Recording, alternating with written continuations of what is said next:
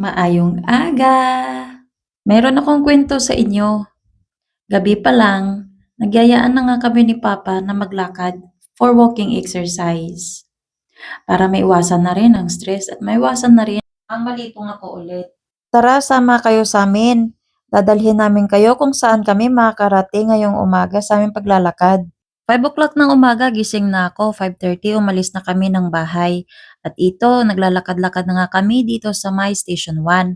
At ayan si Papa, tingin dito, tingin doon, tingala sa taas, tingala sa baba. Marami nga kasi talagang tao dito sa Boracay.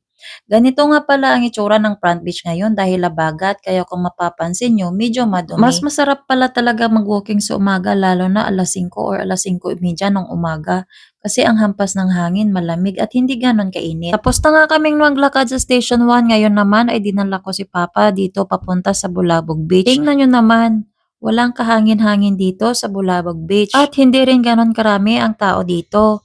Hindi kagaya sa My Station 1, sobrang maraming tao na kahit pa nalampas alas 6 ng umaga pa lang. Maraming nagwo-walking at jogging kapag ganitong oras, kaya hindi pa crowded. Marami pa nga ang sirado ng mga restaurant dito sa may Bulabog Beach kasi nga maaga kami. Kaya maglalakad-lakad pa kami hanggang sa dulo. At may nakita nga kaming bukas na restaurant dito sa dulo ng Bulabog. Ang pangalan ay Asayto Beach Resort. Ito na nga binigyan kami ng menu at nagtingin-tingin si Papa. Alam niyo ba, kapag dinala ko si Papa sa restaurant, ang una niyang tinitingnan ay ang presyo. Tapos kapag mahal, sasabihin niya sa akin na uuwi na lang kami. Pansin ko nga na meron silang matcha latte. At dahil hindi alam ni Papa kung anong orderin niya, inorderan ko na rin siya ng coffee latte at dahil mainit, ginawa ko na rin cold. At habang naghihintay kami, nakapag-isip nga ako na bibiruin ko si Papa dito. Sabi ko kung wala ako pang bayad, siya na lang ibabayad ko. Tapos yun nga, pinakita niya sa akin, may dala pala siyang 50 peso. Sabi ko, hindi talaga to magkasya, maghuhugas talaga siya ng tasa ngayong umaga. At ito na nga, dumating na ang aming mga drinks. Tingnan nyo ang mukha ni Papa dito.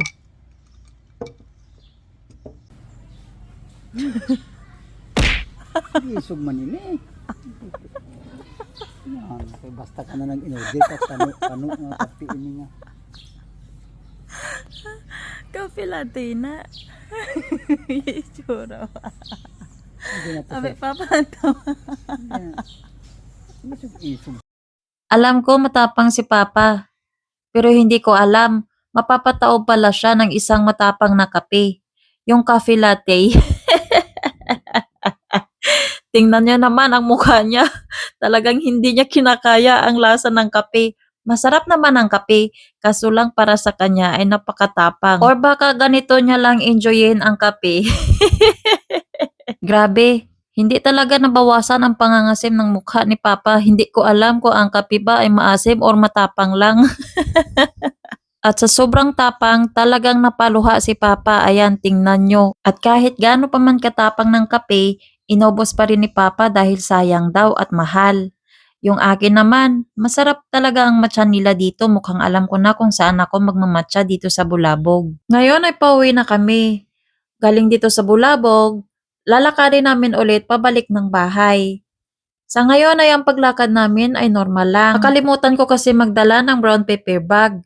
Nakalimutan ko rin magdala ng white flower ko. Si Papa naman, palagi niya ako tinatanong kung kamusta daw ang pakiramdam ko.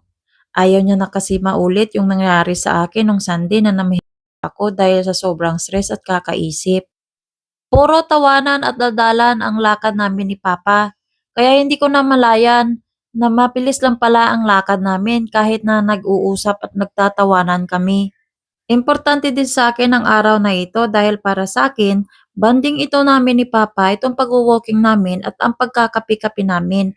Nung maliit kasi kami, wala akong memory na nagbabanding kami dahil busy sila lagi ni Mama sa work. Kaya ako na lang ang gumagawa ng paraan para na magkaroon kami ng memories.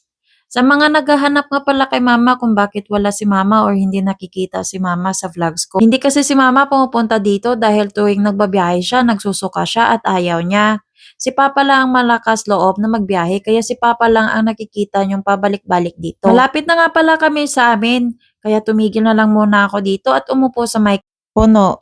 Tapos, may mga bata na nag-aalok sa akin na pipicturan at bibidyohan daw ako. Akala siguro nila turista tayo, no? Hindi naman sila nanghihingi ng bayad. Kailangan mo lang sila bigyan ng tip dahil sa pagpipicture at pagbibideo nila sa'yo. O siya, sige, hanggang dito na lang muna.